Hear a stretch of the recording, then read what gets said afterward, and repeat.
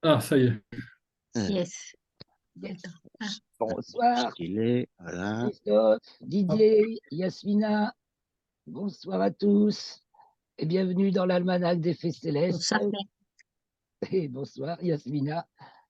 C'est donc pour la 4e phase de la 2e lune d'hiver nord, été, sud.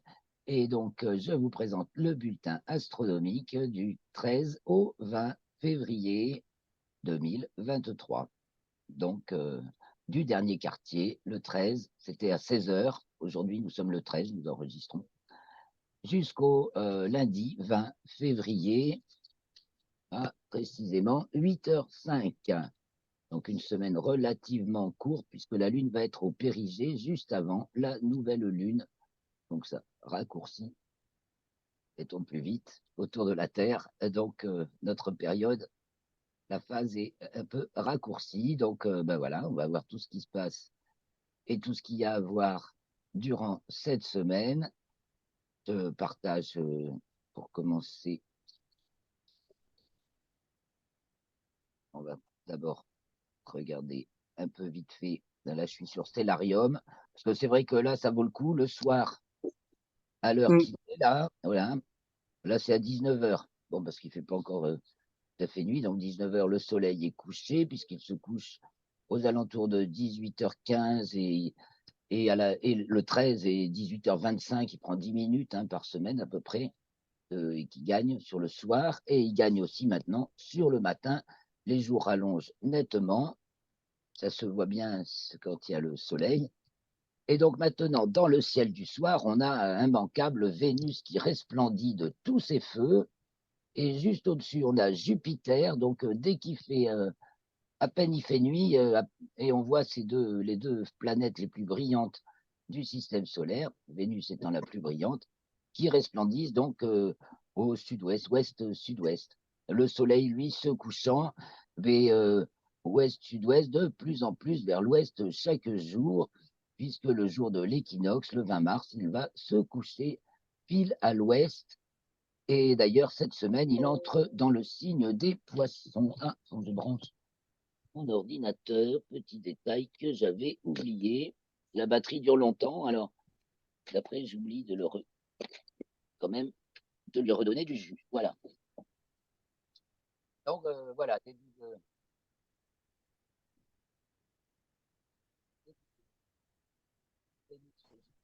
immanquable. Ah. Plus de son. Ah, Plus de son.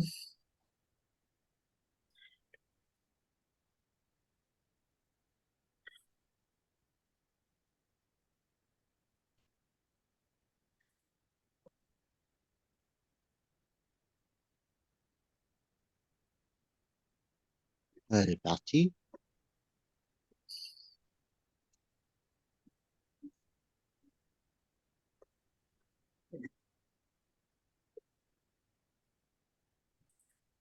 Et donc, je vous montrer. Non, il faut que je partage l'écran. Petit détail. Je partage l'écran. Et donc, je vais vous parler du ciel du soir, là, où donc nous n'aurons pas de lune, puisque c'est la dernière phase de la lunaison, 4e phase de la 2e lune d'hiver. Donc la lune se lève après la minuit et de plus en plus tard, après la minuit, le jour du dernier quartier, et de plus en plus tard chaque matin, donc chaque fin de nuit, et qu'elle est en quartier puis en croissant de plus en plus fin. Le dernier quartier, c'est le 18, le dernier croissant, c'est le 18. Elle est conjointe à Pluton juste avant et à Mercure juste après. Et ensuite, elle est conjointe à Saturne pour la nouvelle lune. À mon avis, le temps va se dégrader. Profitant, et entre-temps, le soleil entre en poisson, dans le signe des poissons, le 18. Et il arrive aussi devant la constellation du Verseau. Alors, on va revoir ça tout en détail. Mais fait un petit tour du ciel d'abord, parce que c'est bien. Nous, on a fait une sortie d'astronomie samedi. On s'est régalé. C'était splendide. Donc, on a vu la comète E3ZTF, qu'on peut Ah. encore suivre aux jumelles. Et bah, on était contents. Bon, son éclat décroît maintenant, il faut quand même un instrument, hein. Elle est absolument invisible à l'œil nu. Il lui peut-être fallu être au 1er février, ils l'ont enregistré à magnitude 4,5, donc théoriquement bien visible à l'œil nu, dans un ciel très très propre. Mais bon, sans instrument, en fait, on ne la voit pas. Donc voilà le ciel du début de nuit. Prenons un petit heure de plus. Voilà, Vénus se couche aux 20h35 hein, et de plus en plus tard. Donc Vénus grimpe dans le ciel et d'ailleurs, de jour en jour, elle va se rapprocher de Jupiter, auquel elle sera conjointe le 2 mars. Là, cette semaine, elle est conjointe à Neptune. Là, vous ne le voyez pas, mais il y a Neptune juste à côté. Alors, je vais chercher Neptune. Voilà, elle est juste. Alors, Neptune, Vénus va doubler Neptune, c'est le 14. Le 14, non, même pas, le 13, le 13 ou le 14. Non, le 13 c'est aujourd'hui, le 15, pardon. Vénus double Neptune, donc c'est particulièrement attendrissant, n'est-ce pas, pour la Saint-Valentin. On va suivre de jour en jour, vous allez voir. Donc Vénus, alors le 13, le 14, le 15, elles sont conjointes tellement serrées à moins d'une minute, hein. Moins d'un degré, moins d'une minute. C'est donné 0 degré, enfin il y a quelques secondes, voilà. Vraiment serré, Vénus et Neptune, un même cœur. Et on continue, donc Vénus double Neptune, et puis elle se rapproche de Jupiter, le 17, le 18. Neptune s'enfonce de plus en plus, bien entendu, on ne peut pas la voir, même en conjonction à Vénus, là, avec un instrument, bien entendu. Et voilà où elle se trouve par rapport à Jupiter, le 20, vous voyez, elle se rapproche beaucoup. Et donc, on va se trouver début mars avec Vénus et Jupiter collés l'une à l'autre. Donc, restons sur le 20 parce que le reste ne change pas énormément. Alors, plus haut dans le ciel, on a encore comme planète Uranus, à dénicher, toujours difficile, bien sûr, et on voit toujours Mars. Donc, Mars qui brille de moins en moins fort, dont l'éclat maintenant équivaut à celui d'Aldébaran. Elle culmine vers 20h, 19h45, 19h30, 19h45, un peu plus tôt chaque jour. Et donc, on a toujours Mars, Aldébaran, les Pléiades, joli triangle. Et notre comète qui était près de Mars la nuit du 11 au 12 et qui se rapproche de Aldébaran, elle va frôler Aldébaran le 14. Alors là, ça vaut le coup que je vous partage sur l'article. Il y a le. Non, c'est pas celui-là. C'est celui-là. Sur l'article, il y a le tracé de la comète. Ici. Ah, vous êtes dessus. Un peu plus bas. Alors, ça pullule de magnifiques photos. Ça, c'était le 8 février, quand elle était encore devant la constellation du Cocher. J'avais passé devant le Taureau et cette semaine, elle va arriver devant Orion. Voilà le plan de sa trajectoire. Donc, on l'a vu tout près de Mars la nuit du 11 au 12 et on la voit près d'Aldébaran, voilà, la nuit du 14 au 15. Et son éclat décroît un petit peu, mais ça facilite, si on la cherche aux jumelles, on la trouve assez facilement avec son petit éclat nébuleux, bien sûr, petite nébulosité. Alors, quoi d'autre dans le ciel? Bon, donc, il n'y a plus que 4 planètes visibles, dont Uranus, qu'il faut chercher, bien sûr, avec un instrument, et c'est difficile, hein, parce qu'elle est dans un coin plein de petites étoiles de même magnitude qu'elle, c'est-à-dire invisibles à l'œil nu. Alors, à part l'angle qu'on peut former avec les Pléiades, Amal du Bélier et Uranus, ça fait un angle un peu ouvert. Et puis, sinon, on prend la dernière étoile du Taureau, là, et elle est à mi-chemin entre Amal et cette dernière étoile du Taureau, pas dans le sens de la corne, dans l'autre sens. C'est l'étoile qui est en dessous des Pléiades. Voilà, donc je grossis un peu. Mais vous voyez, on s'est un peu embêté à chercher Uranus l'autre jour. À part que Loïc a un go-to maintenant. Alors évidemment, on l'a trouvé. On l'a trouvé comme ça. Pour bien la distinguer de toutes ces étoiles qui sont à peu près de même magnitude, 6 à peu près, c'est 6, 7, c'est pas évident.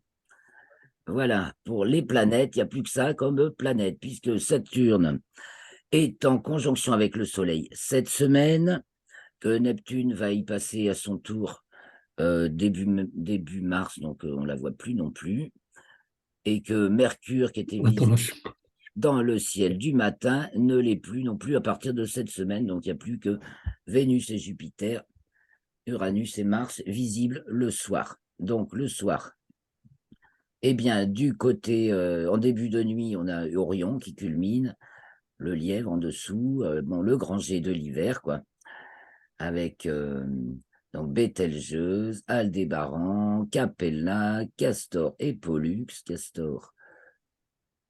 euh, et Pollux, Procyon du petit chien, Sirius, la plus brillante étoile du ciel, Rigel et les trois mages qui ferment le G, Anitak, Anilam et Mintaka, évidemment, la magnifique nébuleuse d'Orion. Bon, je vous la grossis un peu, on s'est bien sûr rincé l'œil l'autre jour. C'est pas difficile. Ça, parce que même avec des jumelles, déjà, Oh, on l'a repéré. Là, je grossis un peu. Voilà. Voilà. Ah ouais, non, mais ça, c'est des objets les plus faciles du ciel, des objets du ciel profond. Et alors, vraiment, c'est un bonheur, quoi. Et même du moment que tu as un instrument, même avec un peu d'éclairage urbain, on peut l'avoir sans trop de difficultés. Donc, toujours en début de nuit, du côté de l'Est apparaît le lion et l'hydre femelle qui vont culminer en milieu de nuit. On a le cancer, mais ça on ne le voit pas beaucoup, mais on a l'amas de la crèche ici, droit pile au milieu entre Pollux et Régulus, en fait. Et puis du côté du nord, ben, on a la grande ours qui remonte, tandis que le dragon pique du nez, donc on ne le voit pas bien, et la petite ours est pendue à sa queue, donc l'étoile polaire. Le ciel tourne autour de la petite ours, bien sûr. Et donc je fais un tour vers l'ouest pour voir ce qui se couche en début de nuit. Donc en début de nuit se couche Pégase, et on retrouve juste à côté Vénus et Jupiter qui sont devant la constellation des Poissons. Alors on a plein de planètes qui changent de constellation aussi cette semaine. Vénus qui arrive devant les Poissons, Jupiter qui arrive devant les Poissons, et Saturne qu'on ne voit plus et qui passe, qui devient du matin, mais qu'on ne verra qu'à partir de fin mars, qui arrive, elle, devant le Verseau. Alors, faisons un petit tour dans la nuit. Je reviens vers le nord. D'heure en heure, on va tourner. Alors là, il est 20h, 21h, 22h, 23h, minuit, 1h. C'est à peu près l'heure du minuit vrai. Donc, au minuit vrai, on a la petite ours oh, et le dragon à 3h ou 15h, comme vous voulez. La grande ours qui plane sur le dos tout près, qui frôle le zénith. Voilà, la patte arrière de l'ours frôle le zénith, vraiment. Hein. Et c'est rigolo de l'avoir plané sur le dos. Et puis, du côté de l'ouest, on a Capella, le cocher qui redescend, Persée, tout ça. Donc, et Cassiopée, bien sûr, face qui fait diamétralement opposé à la queue de l'ours, Alcaïde, en passant par l'étoile polaire. À l'opposé, il y a Cassiopée, donc un peu dans les choux, en milieu de nuit, mais qu'on voit en début puisqu'elle descend. Et voilà, et au milieu de nuit, le taureau va se coucher, le cocher et tout ça. Donc, revenons vers l'est et regardons ce qui va se lever en fin de nuit. Voilà, Vega qui refait surface, qu'on ne voyait pas en début de nuit. Donc, au milieu de nuit, le bouvier s'élève. J'ai oublié de vous montrer le lion qui culmine au sud. Donc, c'est le Régulus qui passe au méridien à minuit le 19. 57 degrés de hauteur pour ma latitude, un petit peu plus, ça doit être 53 à Paris. Et donc, au cours de la nuit, voilà, apparaît la Vierge. Et puis, on va continuer, aller jusqu'au bout de la nuit. Donc, 2 heures. Ah, mais on est déjà le 21. Attendez, je reviens, allez, la nuit du 19 au 20. On déborde pas sur la semaine d'après. Donc, ça, c'est une nuit totalement sans lune. On va regarder les levées de la lune aussi. Après, ben, ça vaut le coup. Alors, je vais plutôt me mettre le 13. Je repars du 13. Voilà, le 13, la lune se lève à 1h26. Donc, ça, c'est la nuit du 12 au 13. La nuit du 13 au 14, elle se lève à 2h41.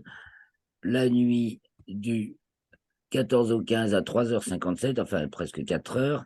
Donc vraiment, on ne voit la lune qu'en fin de nuit. Elle se lève à 6h13 le 17 et elle se lève à 7h05 le 18. C'est le jour du dernier croissant. Donc, guettons, faisons passer les heures maintenant. Là, il est 2 heures. Donc, 3 heures apparaît le serpentaire. 4 heures apparaît Altaïr de l'aigle. Nous avons le scorpion qui doit être, voilà, au sud-est apparaît Antares du scorpion. 5 heures, je passe, 6 heures. 6 heures pointe le Sagittaire et 7 heures, bah, c'est déjà le début, c'est l'aube. Donc on voit plus d'étoiles. Voilà, donc les jours raccourcissent, non, rallongent et les nuits raccourcissent. Les nuits. Les nuits raccourcissent et les jours rallongent. Voilà. Et donc, en début de. Oui, c'est mieux. En fin de nuit, oui, oui. Sauf dans l'hémisphère sud, c'est le contraire. Puisque c'est. Oui. On a passé le milieu de l'hiver.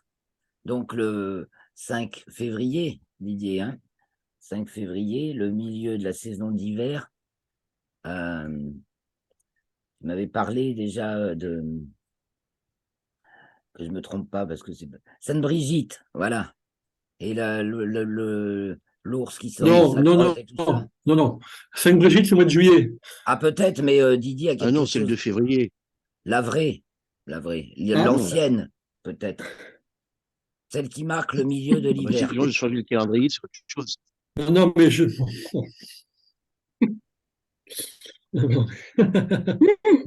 Est-ce que tu peux nous dire quelque chose à ce sujet, Didier?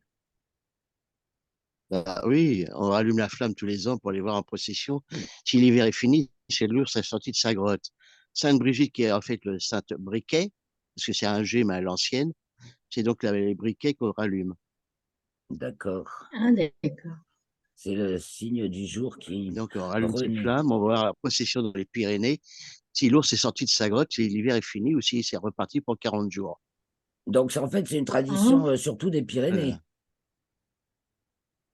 C'est une vieille Ah oui. tradition. Partout, hein. Tu as tout chez les Slaves. Hein. D'accord.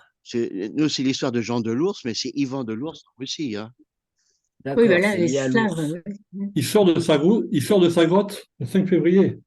Le 2 Le 2, février. d'accord. La chandeleur. C'est la, et voilà, oui, c'est ça. C'est la présentation de l'ourson le 2 février qui est remplacée par la présentation de Jésus au temple. D'accord. Mmh. Ok. Ah ben merci Parce pour que tous l'ancien ces. chamanisme ne plaisait pas, on a changé tout ça. Bien sûr. Mais les D'accord. dates restent. Oui, je pense que Sainte-Brigitte, dans le calendrier actuel, ça n'est pas. Ça n'a pas de rapport Je vais te direct. dire, Ils ont c'est. changé. Bon. Ouais, ben Alors, voilà. hein, Oui, ça a changé. Mais c'est la Sainte Agathe actuellement, le 5 février. hein, oui, le 5, oui. Oui, là, c'est le 2 février. Hein. Le 2 février, Oui, c'est la présentation de l'ourson le 2 février. présentation, exact, présentation du soir. Voilà, oui, c'est ça. C'est l'ourson au départ. D'accord. D'accord. Ah, c'est Et le marrant. frère de l'ourson, c'est la sera Saint-Valentin. Il y a deux petits ours qui sont nés, Ben et Valentin. D'accord. Et D'accord. demain, et le 14, c'est la Saint-Valentin. Et Voilà. c'est pour la Voilà. Saint-Valentin, à peu près, ben, comme événement du 14, on a cette année Jupiter qui achève sa boucle de rétrogradation. Donc au 9e degré du signe du Bélier, elle continue à tracer. Et la Lune est conjointe à Antares le 14. Et le 15 à 13h26, Vénus est conjointe à Neptune. Alors, je vais venir un peu sur la fiche, et si on a d'autres choses à voir je reviendrai sur le stellarium. Alors, les détails de cette semaine. Attends, je vais mettre en bas, voilà. Les détails de cette semaine. Donc, la Lune d'abord. La Lune, donc, est à son dernier quartier le 13 à 17h, ou 16h TU. Elle est donc au dernier quartier, elle est dans le signe du Scorpion, 25e degré, donc le soleil est en Verseau, et elle entre dans le signe du Sagittaire, donc pour la Saint-Valentin, à 2h31 le 14. En latitude, elle descend, elle est déjà en latitude sud et elle descend, elle va atteindre sa latitude minimale le 18, et en déclinaison, elle descend également, et elle sort des limites zodiacales le 14, justement, à 11h04. Donc, on va la voir en déclinaison très, très sud, donc bas dans le ciel. Hein, comme ça, elle va culminer bas. Elle est conjointe à Antares et d'ailleurs, elle se rapproche, et comme elle sort des limites zodiacales de plus en plus, eh bien, quand elle se rapproche de plus en plus d'Antares à chaque conjonction, elle n'est plus qu'à 1,48 degré au nord d'Antares. Donc, on la verra le 14, le 15 au matin, plus exactement, conjointe à Antares. Donc, je fais d'abord la Lune. Hein. Le 16, elle entre dans le signe du Capricorne à 5h59 et elle atteint sa déclinaison minimale, donc à 27 degrés 38 en dessous du plan de l'équateur. Le 16, c'est le jour où le Soleil est conjoint à Saturne. Nous allons y revenir. Le 18, la Lune, elle est conjointe à Pluton, elle entre dans le signe du Verseau et c'est le dernier croissant visible pour nous, puisque comme elle est bien basse, on risque bien pas trop de la voir le lendemain, de 6%, 48 heures avant la nouvelle Lune. Et il est à peu près dans le premier degré du signe du Verseau. Et puis elle rentre dans les limites. Non, d'abord, elle atteint sa latitude minimale, donc le ventre du dragon, donc en dessous du plan de l'écliptique. C'est pour ça que plus ça va, le moment de sa latitude minimale et de sa déclinaison minimale sont de plus en plus proches l'un de l'autre, ce qui fait qu'elle descend de plus en plus bas en déclinaison, ce qui se traduit concrètement par le fait qu'elle culmine de plus en plus bas dans le ciel. Alors que la semaine dernière, je ne sais pas si vous l'avez remarqué, comme elle était haute, la pleine lune, elle était encore très haute et elle a été très haute, la lune, enfin, elle culmine très haute. Oui, j'ai vu ça. Haute. Et maintenant, on va pouvoir observer sa descente, là, si le ciel reste dégagé, bien sûr. Dans les pins, ouais. Ça risque d'aller avec plutôt une dépression, certainement. Nouvelle lune conjointe à Pluton, Mercure et Saturne. On en reparlera tout à l'heure. Avec les conjoints. Ouais, oui. J'ai jeté un coup d'œil sur les 4 lunaisons qui arrivent là. Eh bien, on en reparlera tout à l'heure, ouais, de ça. Donc, Ouais, ouais, ouais, ouais. dans le 18, elle est donc, enfin le 18 à 23h35, elle est conjointe à Mercure. Le 19 à 10h05, elle est au périgée, donc au plus près de la Terre. Et donc, elle est dans le signe du Verseau. Hein. Et le 20 à 3h, elle est conjointe à Saturne, 29e degré du signe du Verseau. Donc, après, elle entre dans le signe des Poissons. Saturne qui vient juste d'être conjointe au Soleil. Donc, elle est dans le signe des Poissons à 5h55 le 20 et à 8h05, c'est la nouvelle lune qui a donc lieu dans le 2e degré du signe des Poissons. Ça veut dire donc que le Soleil est entré dans le signe des Poissons samedi 18 à 23h34 et qui va y rester jusqu'au 20 mars, donc jusqu'au jour de l'équinoxe. 20 mars, 21h24 TU, temps universel, et donc 22h24. Donc le Soleil également, le 16, il arrive devant la constellation du Verseau, il est encore au 28e degré du Verseau. Il irait jusqu'au 12 mars, il arrivera devant la constellation des Poissons. Et le 16, Le soleil, là. il avance, il arrive aussi à 22 heures d'ascension droite dans le plan équatorial, ce qui préfigure son entrée dans le signe des Poissons, dans le plan écliptique. On en reparlera peut-être aussi tout à l'heure avec quelques personnages qui sont nés à cette date, cette période charnière où le soleil préfigure les Poissons dans le plan équatorial et où il est encore en Verseau dans le plan écliptique. Donc c'est le 16, voilà le soleil. Et donc en plus, le soleil est conjoint à Saturne. Donc c'est le 16 aussi. Voilà. Donc, Soleil conjoint Saturne, c'est-à-dire un alignement Terre, Soleil, Saturne. Donc, ça veut dire qu'on est au plus loin de Saturne, puisque nous, on est de l'autre côté du Soleil et Saturne. Donc, Saturne et Saturne de l'autre. Enfin, le Soleil est entre la Terre et Saturne. Donc, on est au plus loin de Saturne. Donc, c'est l'apogée de Saturne. Ça veut dire au plus loin de la Terre.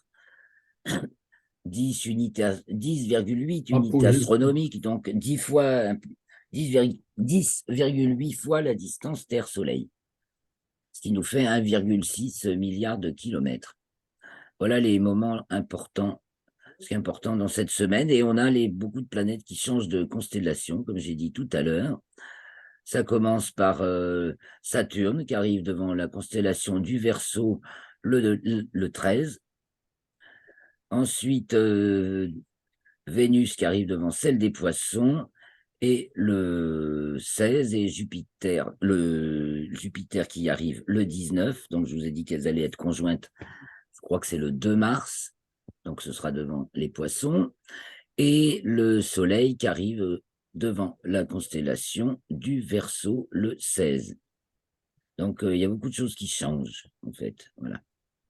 C'est ça qu'il faut remarquer, et puis la nouvelle lune juste conjointe à Mercure, à Saturne, on va laisser il y a beaucoup de choses qui vont tomber, certainement.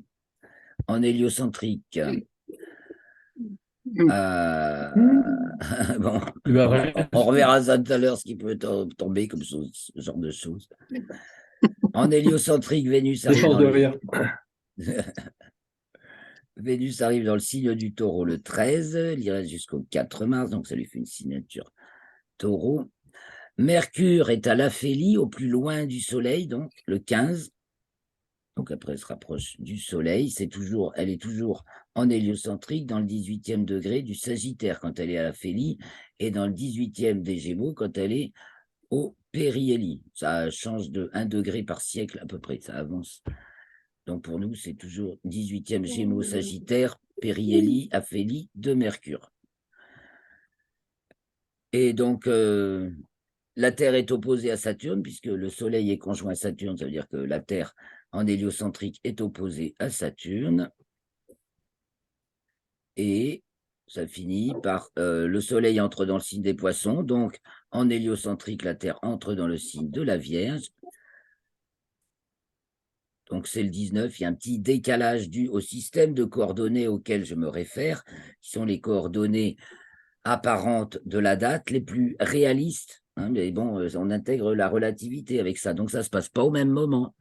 On a Soleil qui rentre dans le signe des Poissons le 18 à 23h34 et la Terre qui rentre dans le signe de la Vierge en réciproque le 19 à 7h03. Il y a 6 à 8 heures de décalage. Didier pourra peut-être mieux nous expliquer ça parce que, excusez-moi, il y a la chienne qui aboie, Dame Neude. Et donc, Mercure qui rentre dans le signe du Capricorne en héliocentrique le 20. Alors, avant de nous quitter, à moins que vous ayez quelques remarques peut-être, d'abord là-dessus. Donc après, comme autre phénomène extraordinaire, c'est surtout la comète, encore à regarder, à chercher cette semaine, la comète E3ZTF. Il y en a d'autres, mais elles sont plus difficiles à trouver. Son éclat décroît. Dans le champ de Lascaux C3, on en avait parlé la semaine dernière. Il y a toujours le lien dans l'article. On y voit Saturne jusqu'au 26 février. Et puis, on y voit l'étoile d'Enab Algédi, donc la bout de la queue du Capricorne, qui en ressort le 20 février. Ça, comme tous les ans, les étoiles, c'est fixe à notre échelle de temps. Voilà, et ceux qui ont un ciel magnifique peuvent admirer la lumière zodiacale en début de nuit à l'ouest jusqu'au 22 février, devant les Poissons et le Bélier. Alors, je partage un petit peu aussi les nouvelles. Je suis allé à la pêche aux news. L'actu spatiale essentiellement. Alors des fois, j'ai l'impression que ça délire complet. Il y a des articles. Bon, c'est des traductions souvent, mais c'est assez bizarre. Enfin, il y a pas mal d'articles. D'abord, il y a SpaceX qui a réussi la mise à feu de ses moteurs Raptor, 31 moteurs, ça a très bien fonctionné sur les 33 qui sont. C'est l'essai préalable avant le lancement du Starship, l'immense vaisseau encore plus important que la fusée qui a fait décoller la mission Artemis 1 au mois de décembre. Donc, c'est vraiment, ça va être le plus gros lanceur du monde. Et donc, l'essai est satisfaisant, d'après tout ce qu'on en lit. Évidemment, avant de faire l'essai, enfin, le lancement effectif, ils vont faire en sorte que tout soit parfait, bien sûr. Mais on a l'air de s'y attendre pour le mois de mars, on verra. Donc, encore un point pour SpaceX. Ce qui est très curieux, c'est, enfin, j'ai regardé pas mal d'articles, alors beaucoup parlent des nouveaux astronautes, les nouvelles générations d'astronautes, beaucoup des femmes astronautes, et ce qui est un peu troublant, c'est qu'en dessous de pas mal d'articles, il y a une vidéo sur les plus belles explosions nucléaires. Vous vous dites, oh, oh, où c'est qu'ils vont là? Bon, 4 articles de différentes sources, il y avait la même vidéo. Hein, bizarre. Les plus belles bombes nucléaires, ouais, youpi. Et il y a aussi des ennuis de débris spatiaux à cause d'un satellite russe qui s'est explosé. C'est pas le premier et apparemment c'est pas le dernier. Ils ont envoyé des séries de 3 satellites il y a quelques années, mais il y en avait un quatrième caché. C'est pas le seul. Et il y en a toujours un qui pète. Alors ça fait beaucoup de débris, donc ça relance la problématique qui est de plus en plus importante des débris spatiaux. Et puis, pareil, on a On ne peut pas éviter ça. notre premier astronaute national, Jean-Louis Chrétien, qui dit qu'il faut maintenant développer le militaire dans le spatial pour défendre, pour éviter les pirates de l'espace. Voilà, grosso modo. Donc voilà les news. Attends, je reviens vers vous. J'aurais pu tout de suite. Voilà, je crois qu'on a bientôt terminé ce bulletin. De quoi qu'est-ce que j'ai oublié de vous dire? Ou si vous avez quelques questions, profitez-en. On peut reparler Moi, j'ai pas de questions. de Jupiter. Non. Donc, finit sa boucle de rétrogradation, 9e degré du signe du Bélier, et qui va tracer, comme une bête, traverser le signe du Bélier à toute vitesse et se trouver qu'elle arrivera en taureau très rapidement et elle sera rétrograde. Je crois que c'est en juillet qu'elle va entrer dans le signe du taureau. Là, j'ai oublié de le revérifier, si je peux vous le dire quand même.